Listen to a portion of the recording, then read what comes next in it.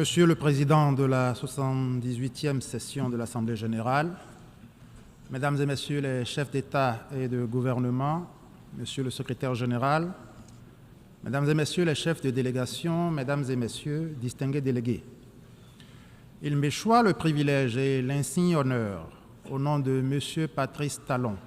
Président de la République du Bénin empêché, de délivrer l'allocution dont la teneur suit. Citation. Il m'est agréable de commencer mon propos en exprimant de prime abord mes chaleureuses félicitations à votre endroit, Monsieur le Président, pour votre brillante élection à la présidence de la 78e session de l'Assemblée générale, en vous formant mes vœux de plein succès dans l'accomplissement de cette haute mission. Je saisis l'occasion pour adresser également mes félicitations à l'endroit de votre prédécesseur, Son Excellence M. Thiaba Korossi, que le Bénin s'honore d'avoir secondé en qualité de vice-président pour la manière remarquable avec laquelle il a présidé les travaux de la 77e session. Je ne saurais clore mon propos liminaire sans réitérer mes remerciements à Son Excellence M. Antonio Guterres, secrétaire général de l'organisation, pour l'engagement actif et constant en faveur de l'atteinte effective des nobles objectifs qui sont ceux de notre organisation commune dans le contexte de nombreux défis pressants qui nous interpellent aujourd'hui plus que jamais. Monsieur le Président, nous voici encore une fois réunis dans le cadre du débat général, rendez-vous annuel de la Communauté des Nations, non seulement pour discuter des questions brûlantes de l'actualité mondiale, mais aussi et surtout pour donner des orientations politiques pouvant permettre de bâtir un consensus viable sur les voies et moyens de les résoudre. Avant de m'adonner à cet exercice, je vous adresse les chaleureuses salutations de mon gouvernement et de la nation béninoise tout entière, nation qui s'efforce inlassablement à révéler à lui-même et au monde entier ses potentialités,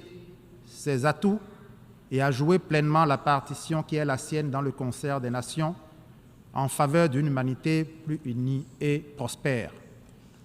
En effet, depuis un peu plus de 7 ans, le Bénin met en œuvre méthodiquement les réformes majeures prévues par les 2 programmes successifs d'action de mon gouvernement qui sont arrimés aux ZDD. Les efforts déployés nous ont permis de passer d'un taux de croissance de 4% en 2016 à 7,6% en 2019 et depuis 2020, d'intégrer la catégorie des pays à revenus intermédiaires. Ces résultats renforcent notre conviction que le sous-développement n'est pas une fatalité. Pour s'assurer que la croissance économique sert effectivement la cause du développement social, mon gouvernement a mis en place une série de mesures visant à éliminer la pauvreté et à renforcer le capital humain. Inlassablement, nous poursuivons l'amélioration des conditions de vie de nos populations à travers la réalisation d'actions phares en matière d'urbanisation et d'assainissement urbain, d'accès à l'énergie et à l'eau potable d'une part, ainsi qu'à l'éducation et aux soins de santé d'autre part. Tout ceci se passe dans un environnement politique apaisé, avec l'organisation réussie en janvier de cette année d'élections législatives libres et transparentes qui ont renforcé la pluralité dans le paysage politique national. Malgré ces nombreuses réalisations, nous demeurons conscients que de nombreux défis économiques persistent, que bien d'enjeux sociaux demeurent à atteindre et que des risques perdurent en matière de sécurité au regard de l'environnement sous-régional. Monsieur le Président, situé en Afrique de l'Ouest, le Bénin est confronté à une série de défis et de dynamiques complexes, touchant notamment divers aspects au nombre desquels la sécurité et la stabilité politique. En effet, il n'est un secret pour personne que sur le plan politique, la sous-région ouest-africaine est aux prises avec des instabilités et des problèmes de gouvernance. Par ailleurs, la menace sécuritaire s'est intensifiée dans plusieurs pays du fait de l'action conjuguée du terrorisme, de l'extrémisme violent et de la piraterie. La résolution de ces problèmes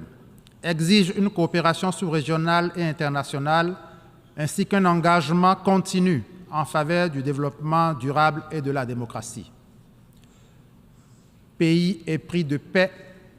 le Bénin reste attaché aux idéaux qui ont présidé à la création de la Communauté économique des États de l'Afrique de l'Ouest, CEDEAO, à l'échelle sous-régionale, et de l'Organisation des Nations Unies à l'échelle globale, et ne manquera pas d'apporter sa contribution à la résolution des 10 problèmes qui requièrent des réponses internationales coordonnées, ainsi qu'une coopération renforcée à l'échelle planétaire. Monsieur le Président, Excellences, Mesdames et Messieurs, le thème qui nous réunit cette année, à savoir rétablir la confiance et raviver la solidarité, accélérer l'action menée pour réaliser le programme 2030 et ses objectifs de développement durable en faveur de la paix, de la prospérité, du progrès et de la durabilité pour tous, colle parfaitement avec l'agenda de l'ONU qui a procédé il y a quelques jours au cours du sommet sur les ODD à une évaluation d'étape de la mise en œuvre de l'agenda 2030. Dans le contexte si particulier que connaît le monde, avec diverses crises, notamment les effets inquiétants du changement climatique, la guerre en Ukraine et ses conséquences,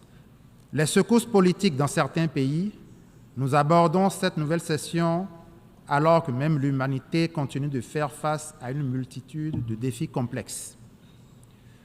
Les dernières années sont particulièrement éprouvantes pour les populations partout dans le monde.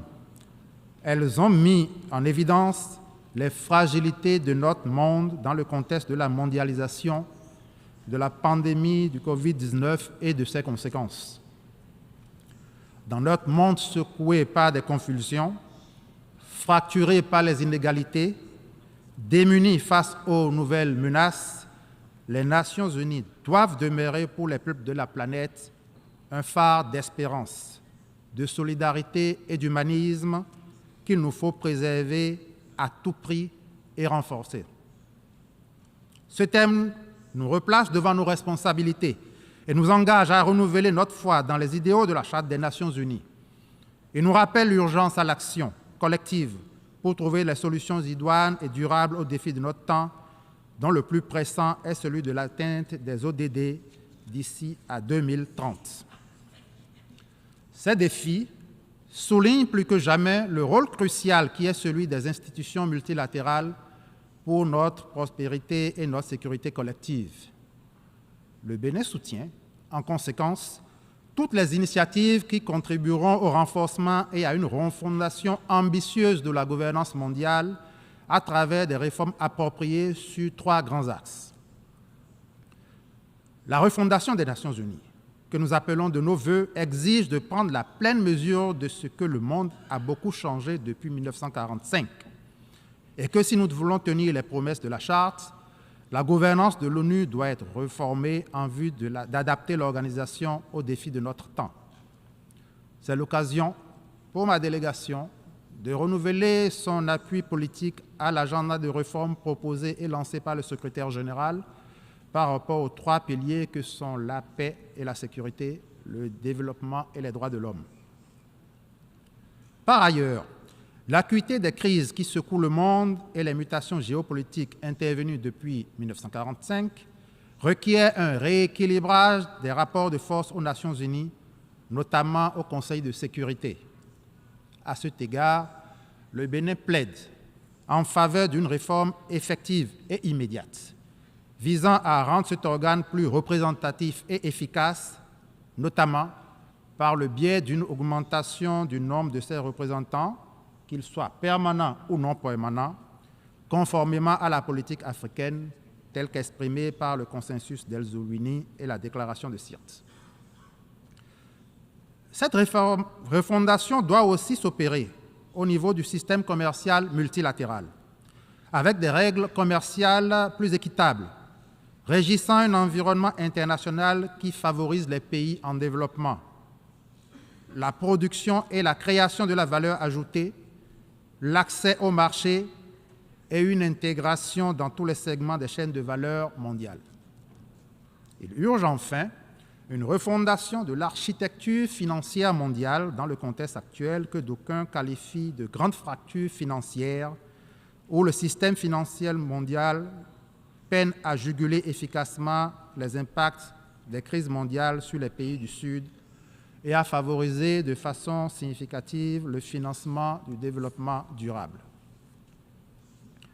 À mi-chemin de l'échéance du programme de développement durable à l'horizon 2030,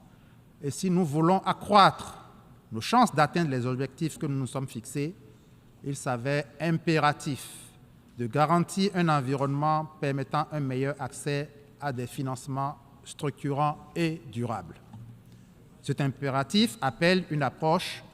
allant au-delà du mécanisme classique de l'aide publique au développement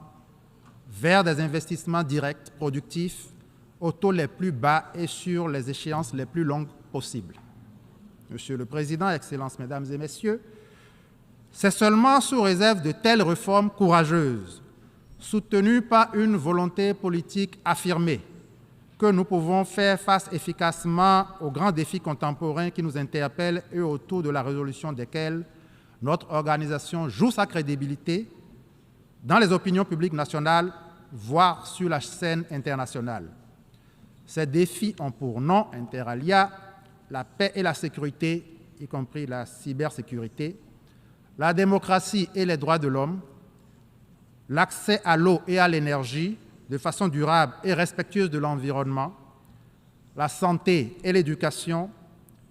la lutte contre la pauvreté et les inégalités, qu'elles soient économiques, sociales ou autres, le changement climatique, la biodiversité et l'environnement, la sécurité alimentaire, la migration et que sais-je encore. Ces défis interconnectés exigent une coopération internationale, une action concertée et des solutions novatrices pour résoudre les problèmes mondiaux contemporains et construire un avenir plus durable et équitable pour tous. Monsieur le Président, Excellences, Mesdames et Messieurs, la crédibilité de notre organisation commune se jouera par ailleurs sur notre aptitude à apporter enfin, de façon équitable et durable, des solutions pacifiques à des questions qui perdurent depuis des décennies, au nombre desquelles ma délégation voudrait évoquer la paix et la sécurité au Proche-Orient, notamment la question palestinienne, au sujet de laquelle le Bénin réaffirme son soutien aux initiatives diplomatiques visant à créer un État palestinien viable, doté des attributs de la pleine souveraineté internationale et vivant dans une coexistence pacifique avec l'État d'Israël. Le blocus économique, commercial et financier imposé à Cuba par les États-Unis d'Amérique. Ma délégation est d'avis que l'assouplissement, voire la levée de l'embargo permettra à la population cubaine de faire face aux nombreuses crises qui secouent actuellement notre planète. Dans ce contexte, nous appelons à la prise de mesures concrètes dans le sens de la levée entière et définitive du blocus, ainsi que de la normalisation des relations entre ces deux pays, amis du Bénin. La question du Sahara occidental, qui mérite que nous accroissions nos efforts pour trouver une solution définitive, en capitalisant les acquis du processus politique tenu sous les auspices du secrétaire général de l'Organisation des Nations Unies, dans le cadre de la mise en œuvre des résolutions pertinentes du Conseil de sécurité. Monsieur le Président, Excellences, Mesdames et Messieurs, l'avenir de l'Organisation des Nations Unies, notre organisation commune, dépend de notre responsabilité collective à lui donner les moyens de se renforcer et de contribuer à l'avènement d'un système de gouvernance mondiale plus inclusif qui tienne ses promesses et garantisse le meilleur avenir possible aux peuples des nations, en particulier aux jeunes. Ma délégation continuera à agir avec tous les pays qui partagent cet idéal. Je vous remercie de votre aimable attention. Fin de citation.